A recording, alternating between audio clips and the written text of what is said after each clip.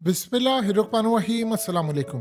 अंदाज़ा कीजिए 57 इस्लामिक ममालिक फेल हो गए हैं, लेकिन जो बयान आज पुतिन ने दे दिया है रशिया के सदर, आपको लगेगा कि कोई मुस्लिम लीडर ने बयान दिया है। उसने कहा है कि जो गजा में इसराइल जुल्म कर रहा है, ऐसा बदतरीन जुल्म नाजी जर्मनी ने वर्ल्ड वॉर 2 में किया था, और उन्होंने कहा ये उस तरह का बदतरीन जुल्म है। ऐसा जुल्म, ऐसी तबाही जो है वो पूरी दुनिया के अंदर बर्बादी लेकर आएगी, और इसराइल के इस जुल्म को हम बिल्कुल काबिल कबूल नहीं समझते, किसी सूरत नहीं। आप इसका मतलब समझिए, मतलब क्या है इसका? मतलब ये है कि रूस के सदर ने ऐलान कर दिया है 57 इस्लामिक ममालिकों के तुम में से कोई एक नहीं ऐसा जो खड़ा हो सके मुसलमानों के लिए, फलस्तीनियों के लिए। मैं खड़ा हूं। अगर तुम चाहते हो कि मैं इस जंग में फ्रंट से लीड करूं तो ओआईसी का इजलास बुलाओ।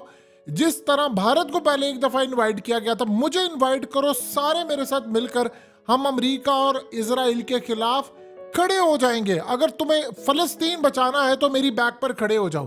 तुम्हारा इस्लामिक मुल्क है, आवाज मैं उठा रहा हूं। आप बताइए ये कितने ममालिक ने ये बात की है? इतना बड़ा कत्लेआम होने वाला है गजा के अंदर, क्योंकि इन्होंने देखिए पंफलेट जारी किए हैं। ये पंफलेट का मतलब क्या है कि 24 घंटे के अंदर अंदर तुम गजा छोड़ दो, वरना तुम पर बमबारी होगी और 22 लाख के 22 लाख लोग गजा के अंदर मारे जाओगे, लाखों लोग वेस्ट बैंक के अंदर मारे जाओगे। आप अंदाजा करें कि 32 लाख के करीब लोग वेस्ट बैंक में मौजूद हैं, मगरबी साइड पर, और गजा के अंदर 23 लाख के करीब लोग हैं। यानी आप अंदाजा करें, आप इतना बड़ा कत्लेआम करने जा रहे हैं, इतना बड़ा कत्लेआम करने जा रहे हैं कि जिसके इंतहा नहीं। ऊपर से आप स्ट्राइक करें, और वो खड़ा हो गया। उसने मुसलमानों को कहा है कि यार थोड़ी सी हिम्मत तो दिखाओ ना, तुम खड़े तो हो, मैं तुम्हारे साथ खड़ा होगा। कहो तुम सबको ओआईसी का इजलास बुलाओ, कहो हम ले रहे हैं रूस से हथियार, शाम के अंदर मैं लड़ूंगा तुम्हारे साथ मिलकर।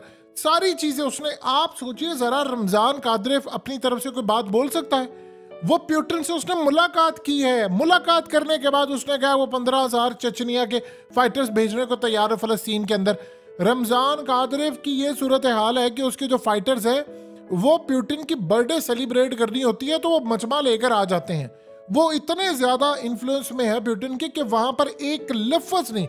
उसने ये सोचा कि रमजान कादरेफ को मैं गो हेड देता हूं, यार ये बंदा ऐलान करेगा तो मुस्लिम फोर्सेस भी खड़ी हो जाएंगी, मुसलमान खड़े हो जाएंगे, और मुसलमान कहेंगे कि यार नहीं, इसराइल का जुल्म है, आप छोड़ दे, फॉरगेट अबाउट हमास, भूल जाओ उसको, हमास को, कि वो क्या कर रहा है क्या नहीं कर रहा।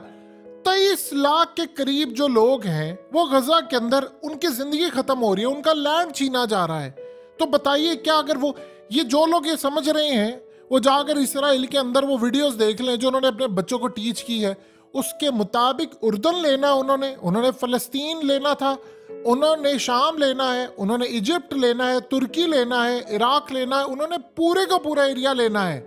वो किसी सूरत नहीं छोड़ने वाले। अगर किसी को गलत फहमी है कि वो नहीं जाएंगे, आप सिर्फ ये वीडियो देखिए जरा जो आपकी स्क्रीन पर चल रही है। ये इंडिया के अंदर एक इंतहा पसंद तंजीम है, उन्होंने ऐलान किया है, और बगैर मोदी की मर्जी के ये ऐलान हो सकता है। उन्होंने कहा है, इतनी इस शख्स ने नबी पाक सल्लल्लाहु अलैहि वसल्लम की शान में गुस्ताखियां की हैं, और कुरान मजीद की शान में भी गुस्ताखी की, और गुस्ताखी करके कहता है इसराइल को कि हमारे 1000 लोग यहाँ पर हमारे साथ लड़ने को तैयार हैं, हम 1400 साल से इन लोगों को भुगत रहे हैं, अब इनसे बदला लेने का वक्त है और इनको सफाए हस्ती से मिटाने का वक्त है। लेकिन उसके साथ जो इसे कलमात नबी पाक सल्लल्लाहु अलैहि वसल्लम की शान में गुस्ताखी की है, कुरान मजीद की शान में गुस्ताखी की है, वो याद नहीं हम कर सकते। और वो इसराइल को कह रहा है कि तुम लोग हमारा बंदोबस्त करो, हमारे 1000 लोग वहां पर आकर लड़ेंगे, और हम तुमसे कोई डिमांड नहीं करते, कोई पैसा, कोई चीज डिमांड नहीं करते, हमने सिर्फ मुसलमानों को मारना है, और हमने वो बदला लेना है जो हम 1400 साल से ले नहीं पाए। अंदाजा करें जरा, ये कह रहे हैं कि हमने मुसलमानों से बदला लेना है। आपको वो हदीस अब समझ नहीं आ पा रही? नबी पाक सल्लल्लाहु अलैहि वसल्लम ने क्लियरली बता दिया है, हमें क्लियरली बता दिया है कि करीब है कि दीगर कौमें तुम पर ऐसे टूट पड़े जैसे खाने वाले प्यालों पर टूट पड़ते हैं। तो एक कहने वाले ने कहा कि हम इस वक्त तादाद में कम होंगे। आप सल्लल्लाहु अलैहि वसल्लम ने फरमाया, नहीं, तुम बहुत होगे, लेकिन तुम सैलाब की झाग की मानिंद होगे। अल्लाह तुम्हारे दुश्मन के सीनों से तुम्हारा खौफ निकाल देगा, तुम्हारे दिलों में वहन डाल देगा। तो ये कहने वाले ने कहा कि अल्लाह के रसूल वहन क्या चीज है? आपने फरमाया दुनिया की मोहब्बत और मौत का डर। ये सुनन अबू दाऊद की हदीस नंबर 4297 है। अब आप बताइए कि इस सारी सूरत हाल में दीगर कौमें नहीं इनवाइट करी? क्या हो यार मुसलमानों को खाओ। आज इंडिया जा रही है और वो बदला देखिए क्या है। वो कह रहा है, इस वीडियो के अंदर ये बंदा कह रहा है कि 1400 साल से हम इनसे बदला लेना चाह रहे थे तो अब वो मौका मिला है। यानी यार अंदाजा कर लें कि क्या ये फलस्तीन सिर्फ फलस्तीनियों का है? क्या ये काबा हमारा नहीं है? या मदीना हम सब का नहीं है? या ये बाकी मुसलमान जहां पर भी बसते हो वो नबी पाक सल्लल्लाहु अलैहि वसल्लम ने फरमाया एक जान की तरह है, एक जान की तरह। जिस्म के एक हिस्से में तकलीफ होगी तो दूसरे को भी होगी। हम कम से कम यार जालिम को रोक तो सकते हैं। वो आप देख लें, वो प्यूटिन वो दूसरी किसी जगह से खड़ा होकर कहता है यार मुसलमानों को कि तुम लोगों को पता ही नहीं है। वो कह रहे हैं इसराइल को कि तुम लोग नाजी जर्मनी की तरह हो, तुम लोग ये जुल्म कर रहे हो जिस तरह उन्होंने जुल्म किया था, तुम लोग उनको बेघर कर रहे हो और ये उसी को फॉलो करते हुए आ रहे हैं। यार आप अंदाजा कर ले कि मुसलमान बिल्कुल ही बोल नहीं पा रहे, वो खड़ा हो गया उनके खिलाफ। अब आप सोचिए जरा, जब वो देखेगा कि मुसलमान तैयार नहीं होंगे तो शाम के अंदर वो तो जाएगा ना, क्योंकि लड़ाई ईरान तक जानी जानी है, शाम तक जानी जानी है। इसराइल ने यहाँ पर चुप थोड़ी बैठ, हिजबुल्लाह ने कह दिया कि उसने कल अगर ग्राउंड के ऊपर वो ऑपरेशन करेंगे तो हमला कर देंगे। वो तो कह रहे हैं भाई हम तैयार है हमला करने के लिए। तो वो जब तैयार होंगे तो लिबनान और शाम के ऊपर हमला होगा, तो फिर उसके बाद वहां तो रूस बैठा हुआ, वो तो आ जाएगा मैदान के अंदर। अर्दुगान साहब बड़े ना आगे, बड़े ना पाकिस्तान और बाकी सारे कर क्या रहे हैं, हम लोग क्या कर रहे हैं हमारा। यार आप देखिए कितना जुल्म उन्होंने बच्चों के साथ किया है।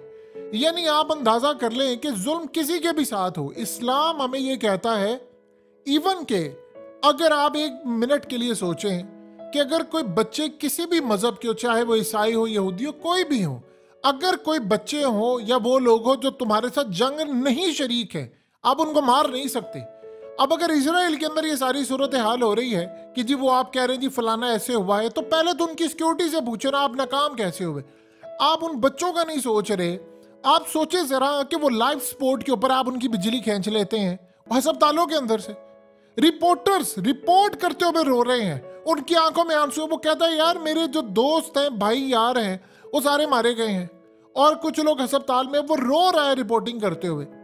यानी आप अंदाजा कीजिए वो लोग रो रहे हैं यार, उसकी कोई फरियाद नहीं है, कोई इंटरनेट नहीं है वहां पर। जो गजा के अंदर मौजूद है वो कह रहे हैं कि हमें ये नहीं पता कि कल हम जिंदा होंगे कि नहीं। वो ट्वीट्स जिनको नेट नहीं मिल रहा, उनको कोई चीजें नहीं मिल रही, और सुबह आपको पता चलेगा 24 घंटे के बाद वो मलिया मेट हो जाएगा। फिर क्या करेंगे?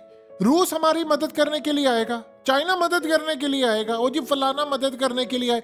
हमेशा हम दूसरों की मदद, इतना अल्लाह पाक ने हमारे दिलों में उनकी जो आप समझ लीजिए खौफ डाल दिया है कि हम उनके सामने अब खड़े भी नहीं हो सकते। यानी आप अंदाजा कर लें कि अब रूस क्या चाहता है। रूस की स्ट्रेटजी यहाँ पर बड़ी क्लियर है।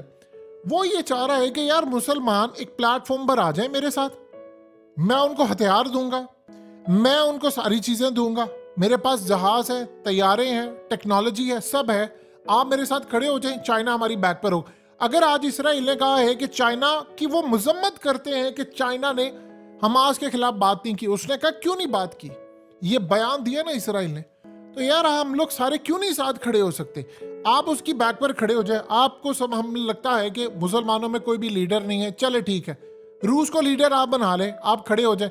अमेरिका भी तो आया ना उसकी मदद करने के लिए, बरतानिया भी तो आया ना, नेटो भी तो आ रही है ना।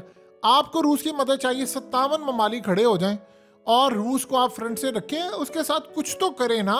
कोई बयान दे रहे हैं, इससे तगड़ा बयान कोई दे सकता है? वो कह रहा है कि नाजी जर्मनी ने जो जुल्म किया तो उससे बदतरीन जुल्म है और हमें काबिल कबूल नहीं है कि हम फलस्तीनियों का लैंड इस पर कोई कंप्रोमाइज करे। तो जब ये सूरत हाल होगी वो कहेगा ठीक है मैं तो लड़ने के लिए आ रहा हूँ, वो तो परवाह नहीं करेगा, क्योंकि उसको पता है इनका प्लान आगे क्या है, उसको पता है इन्होंने बाद में क्या करना है। हमारी सूरत हाल क्या है? आज लैंड की लड़ाई है ना यूक्रेन के अंदर, सोवियत यूनियन को तोड़ा, तोड़ने के बाद उसने क्या कहा था पुतिन ने? उसने कहा कि वो गलती हो गई थी हमसे, हमारा टूट के हम सारे इलाके वापस लेंगे, सारी जमीनें वापस लेंगे। यही लड़ाई थी ना लैंड की। तो हर एक चीज को वो अपने साथ शामिल कर रहा है। फलस्तीन का लैंड जा रहा है। यार ये मस्जिद अक्सा फलस्तीनियों की है, ये मस्जिद अक्सा क्या अरब की है या नॉन अरब की है या मुसलमानों की नहीं है? तो या तो आप डिक्लेयर कर देना कि यार मस्जिद अक्सा और फलस्तीन का जो लैंड है जहां पर नबी आए हैं, ये लैंड मुसलमानों का नहीं है, ये सिर्फ फलस्तीनियों का है, तो फिर आप समझ जाइए यार ठीक है, आप उनको उनके हाल पर छोड़ दें। आज अगर फलस्तीनियों की बारी है तो कल मिस्र की होगी, फिर शाम की होगी, फिर लेबनान की होगी, फिर इराक की होगी, फिर पाकिस्तान की होगी, फिर तुर्की की होगी, फिर सारी दुनिया की होगी। कहां पर जाएंगे फिर हम लोग? आज एकजुट हो जाएंगे तो फिर क्या? लोग बड़ा खुश हो रहे थे जो हमास ने कर दिया। आपको कहा तो डे फसे ही हमला होने दिया गया है। हमास के पास तो टेक्नोलॉजी नहीं है, वो तो मुकाबला ही नहीं कर सकते, बेचारे मर तो रहे हैं वो आम फलस्तीनी, वो गजा के अंदर। आप सोचिए एक बच्चे को आप बचा रहे हैं, आपने उसको ऑक्सीजन दी हुई है, पीछे से बिजली कट ऑफ हो गई है 6 दिन से, तो बताएं आप कैसे उसको मैनेज करेंगे? यार इतना जुल्म तो नहीं होता ना कि आप एक घर में एक लड़की है, आप देखिए जरा इसको, वो बेचारी रिपोर्टिंग कर रही है कि मैं आपको बताऊं कि यहाँ पर क्या हाल है। अचानक से मिसाइलों की बरसात होती है और उसके इर्द गिर्द के सारे घर ढेर बन जाते हैं, सब कुछ मलियामेट हो जाता है। वो खिड़की से खोलकर आपको दिखाती है कि यार ये देखो क्या सूरत हाल है, और वो कह रही है वो बमबारी हो रही है। यानी ऐसा भी मंजर देखा। अगर ये वीडियो बनाते हुए कितने लोगों की वीडियोस आई हैं, वो वीडियोस बनाते बनाते उनकी जानें चली गई हैं। यानी आप सोचिए आप खड़े ऊपर से स्ट्राइक, आपको मिसाइल आकर लगता है और आप शहीद हो जाते हैं। यानी अल्लाह को हमने क्या जाकर जवाब देना है कि हमने किस मकसद के लिए ताकत ली थी? आप अगर ये सोच रहे हैं, इजराइल ने ये टाइम क्यों चूज किया? 2 वजूहात की वजह से। नंबर 1, उनको ये बात उनके रब्बीज ने बता दी थी कि ये टाइम आपके लिए बेहतर है, क्योंकि उनके पास इल्म होता है। वो भी अपना हिसाब किताब लगाकर शैतानी ताकतों को बताते हैं कि यहां पर आपने करना है, ये फलस्तीन को फतह करने का वक्त है। तो वो टाइम उन्होंने अपने एक हिसाब से बताया होता है कि रेड मून है और फलाना है, और ये वो चांद की तारीखों के हिसाब से उन्होंने एक टाइम रखा होता है। उस पर उनको ये समझ आ गई कि अब ये वक्त है। दूसरी सूरत हाल समझिएगा, दूसरा उन्होंने ये देखा यार मुसलमान अब ये कुछ भी नहीं कर सकते, अब तो ये बिल्कुल चुप हो गए। 2021 के अंदर उन्होंने कोशिश की थी, उस वक्त रूस खड़ा हो गया था। रूस ने कहा था कि अगर मस्जिद अक्सा का स्टेटस बदलने की कोशिश की गई तो फिर हम मैदान में आएंगे। इन्होंने काम क्या किया? इन्होंने कहा अच्छा पुत्र तेनों तो लाने ऐसी साइड दे होते। इन्होंने फिर काम ये किया, इन्होंने छेड़ दी जंग यूक्रेन के अंदर। इन्होंने कहा पहले तो हम रूस को करेंगे इंगेज, फिर उसके बाद हम यहाँ पर आएंगे। वो रूस तो वहां पर जीत गया। इन्होंने कहा कि टाइम हमारा निकला जा रहा है, मुसलमान कुछ नहीं करेंगे, चलो आगे बढ़कर हम यहाँ पर इनका तो सफाया करते हैं। अब आप सोचिए जरा कि वो रूस आपको कह रहा है यार आपका लैंड है, मुसलमानों का आपका लैंड है, और ये नाजी जर्मनी बने हुए हैं और आपके लैंड को फतह कर रहे हैं, कुछ करो। और उसने कहा मुझे एक्सेप्टेबल नहीं है, और उसके लिए फिर वो नेक्स्ट अपना लाएमल का ऐलान करेगा ना कि वो इसको, जब वो कहता है काबिल कबूल नहीं है, तो ये पहला मरहला होता है। सेकंड स्टेप वो ये होता है कि हम इसको रोकने के लिए आ रहे हैं। देखिए महमूद अब्बास की वो हुकूमत नहीं गिरने देगा, ये बात आप ज़हन में रखिए। वो लड़ाई में कूद पड़ेगा, वो नहीं गिरने देगा। महमूद अब्बास को उसने मॉस्को बुला लिया है, जिस तरह बशारुल असद की हुकूमत उसने नहीं गिरने दी। उस वक्त बिल्कुल तैयार थी, आज गई कल गई बशारुल असद की हुकूमत, उसे बचा ली थी। उससे का एतराफ़ किया, अभी परसों उसने एतराफ़ किया, उसने कहा अगर मैं ना होता, हम लोग ना होते तो ये तो हुकूमत गई थी।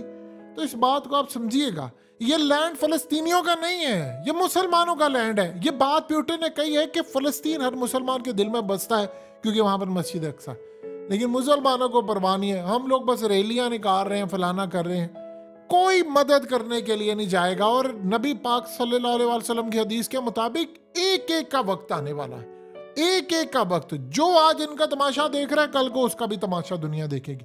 और ये मकाफाते अमल है, आप उनकी मदद नहीं करेंगे तो आपकी भी कोई मदद नहीं करेगा। मुसलमानों का यही हाल हो गया, बुज़दिली, डरपोक सब कुछ हो चुका है। उनके दिल में अल्लाह पाक ने खौफ डाल दिया गैर मुस्लिमों का।